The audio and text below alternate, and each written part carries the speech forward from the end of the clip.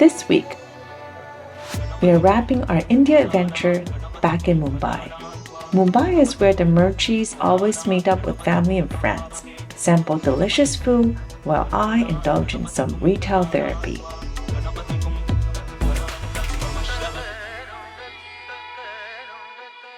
So this is Samra. We're going to have Gujarathi Thali here. First time for the boys. Gujarathi Thali. Located at the western coast of India, Gujarat is one of the 28 states in India. Despite easy access to plentiful seafood, Gujarat is primarily a vegetarian state. And to get a taste of the excellent vegetarian Gujarati cuisine is to sample a Gujarathi Thali. So thali usually means small plate. So usually it's a round tray where they put an array of different dishes, starting from the pickle, then the different rotis and bread. The thali will also include preparation made from pulses, as well as a snack item and a sweet item. Staples include buttermilk and pickle as a side. Basically, I wanted to introduce the boys to thali. So then along my family member, Selena and I, we took the two boys to experience the Gujarathi Thali. Selena is a cousin of my husband. So Thali is like a mini Indian buffet. It will just keep coming with a variety of dishes, but it's all vegetarian. One by one, it will start coming. Sweets. This is sweets. You can only have one sweet choice. I will have this one. Basundi. Basundi. It's very young. One sweet choice only. Gulab jamun, custard, and basundi. Gulab jam. Gulab jam. I don't know whether you could see that, but the boys were quite skeptical about it. Like, Thali? Thali basically means bento box with everything in it. And it will keep coming. And then when all the dishes started showing up on the plate, they were also a little bit skeptical, like, what is this about? But I think the great benefit about thali is that you get to sample an array and you get to try what you wanted to try. So eventually they got into their routine, they figure out what they like, and they start to pick out the things they want to enjoy. So now everything has come, hopefully, because it's anyways a lot of food. This is the Gujarati dal. It's usually a little sweet. And this is the curry. It's a yogurt-based curry, but it's different from the North Indian yogurt-based curry. There's still a difference. This is like a doodhi or a lauki sabji. There's aloo capsicum. And then I think this has beans in it. I've actually never had this kind of bean in like the regular food we eat, so that's different. Yeah. And then there's basundi for dessert, which is usually amazing. Yeah. There's puri, there's thepla, there's undio. It's like a winter vegetable. Yeah. And then there's a cutlet and some salad and some pickle. And then there's like buttermilk or like chas, basically. So it's very obvious. The kids' favorites are the puris. My favorite is actually this sabji. I don't know what it is actually. It's a lot of undio, like beans and things cooked together. I really like the sweet curry. It's like the yogurt and a dal. It goes well with the other savory taste. Then I'm enjoying this methi. So it's like methi leaves roti. All right, so the rice dish has come. I chose khichdi. Basically, it's like a soft rice cooked with lentils. And the boys had just plain rice with some ghee. And then this guy is really enjoying his puri. Don't do that. Don't do that. It's puri and his roti. Sometimes you just have to be okay that things get messy with the Murchis. I'm done with my meal. And the Indian thali always end with the buttermilk. It's like a light, savory, refreshing yogurt drink. And you have it after the meal for dessert. Yeah. So this you can have it after to help with your digestion. So at the end of the meal, you get a finger bowl with a little like a lemon in it. And you basically, it's not to wash your hands, it's just so you like clean them before you get to the dessert stage. And then you can go, it's the lazy person's in-between cleanse. Just cleanse your hands. Yeah, so it's hot water, so you can like remove all the, I don't know what it's burning hot. Not yet, because this one is Okay, now this is really dirty, so now I'm going to stop using it. But now they're They're mildly clean, so we can continue on to the dessert. So you get three options. There's basundi, which is a traditional Gujarati dessert. Then you have gulab jamun, and then you have custard with fruits inside it. So we're gonna try all three and see which one is the best. Not bad. So good. It's Sweet. Saffron, mild fruit taste, and some nuts. It's good. I'd say it's not too sweet, and it's a bit plain. The flavor isn't that strong. Okay, who wants to try gulab jamun? This is fried sugar ball soaked in syrup. The famous gulab jamun. So it has to be good. Yeah, you'll love this, I tell you. Just one scoop. Okay, if doesn't want it, it's even better. Who would you think that people ate the most? Which person? Which one of you ate more?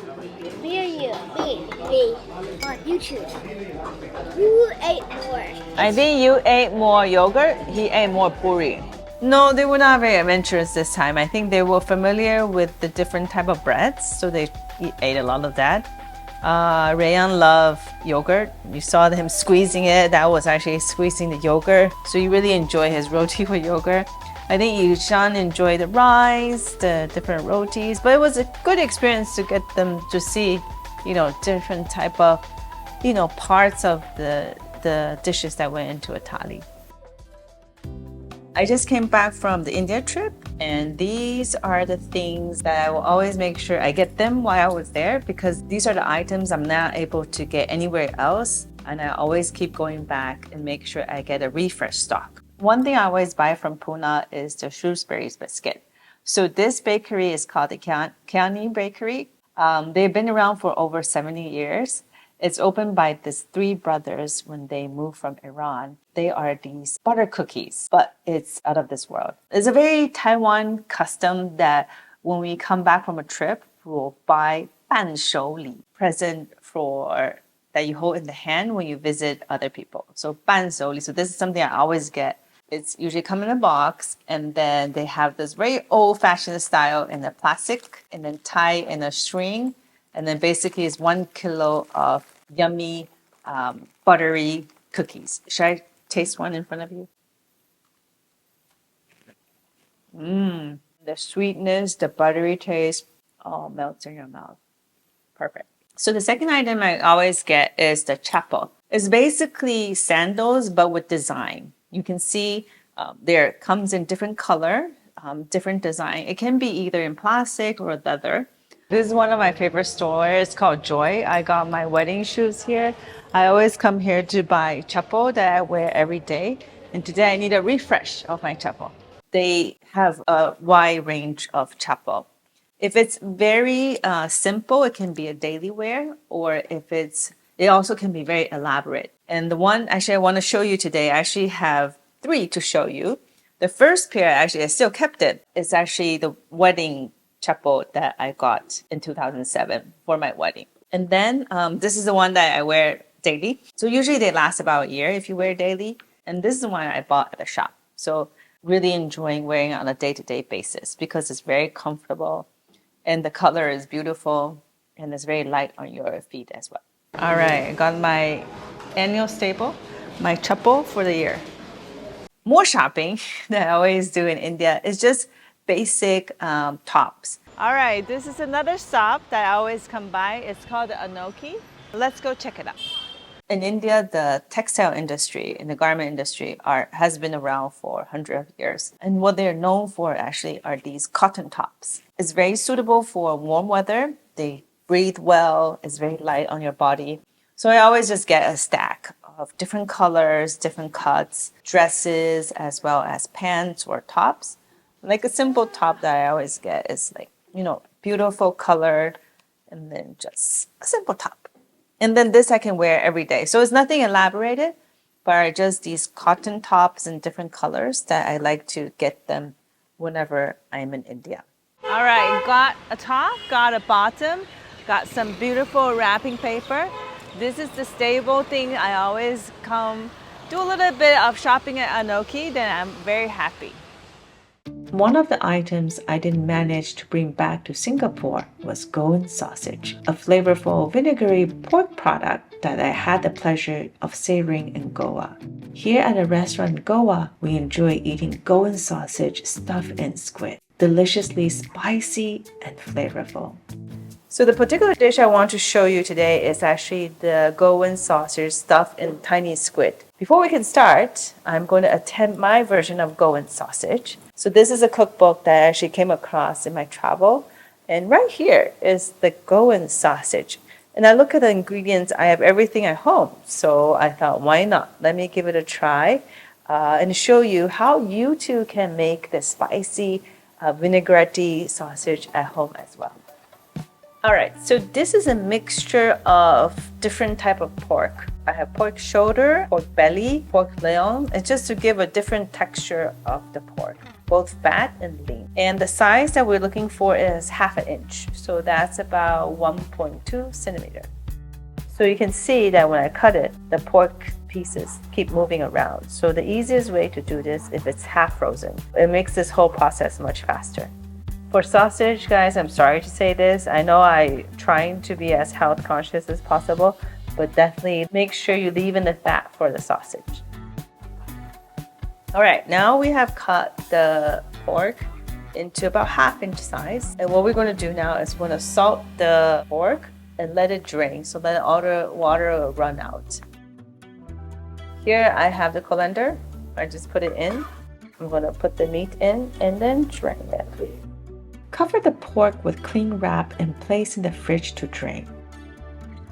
Meanwhile, let's start on the marinade for the sausage. This is my shortcut way of crushing a whole bulb of garlic. So I cut the ends off, both side ends off, and I take my cutting board.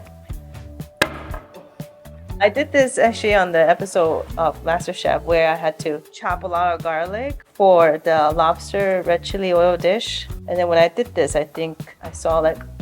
The remaining spices are fennel seeds, black peppercorn, clove, cinnamon, turmeric, and cardamom with the skin removed.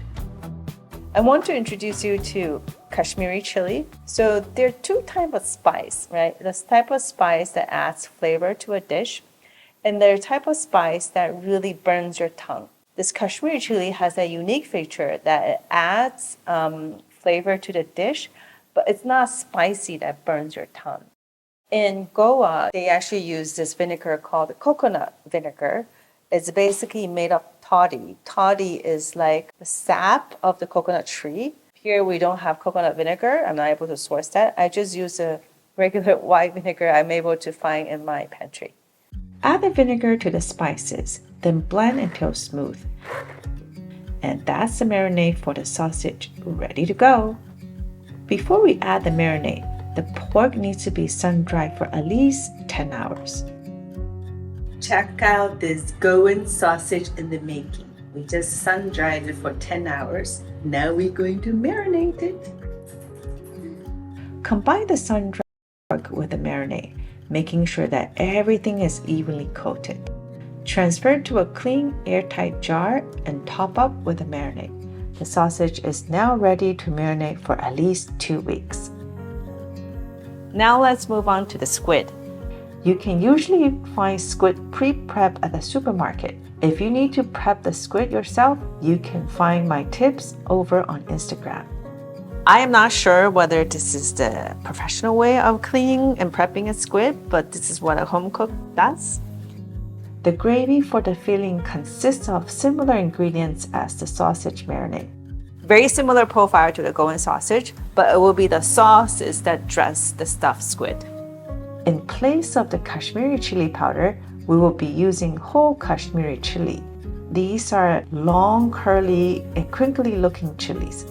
Split them open and remove the seeds.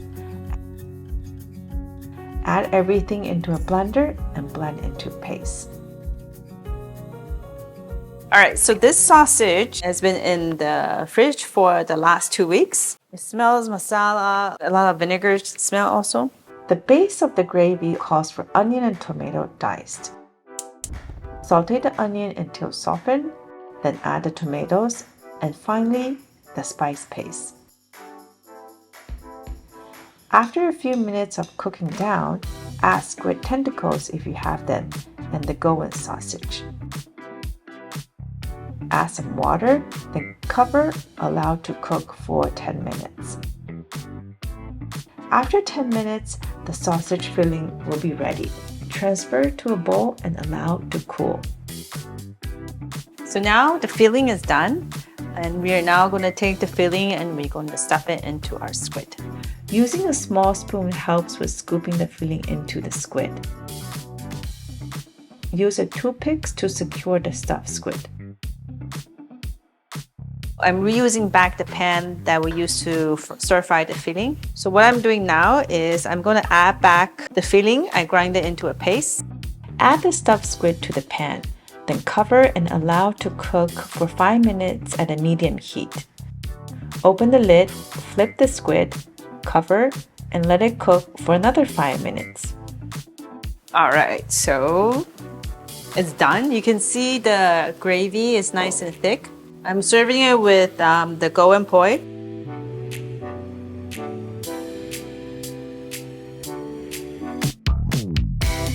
A flavorful, sharp dish inspired by my travel. Goan sausage stuffed squid is a delightful end to my adventures in India.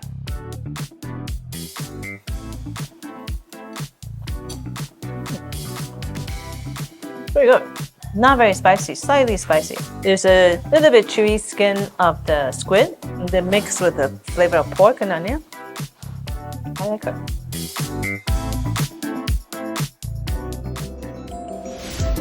Thank you for watching my first travel series.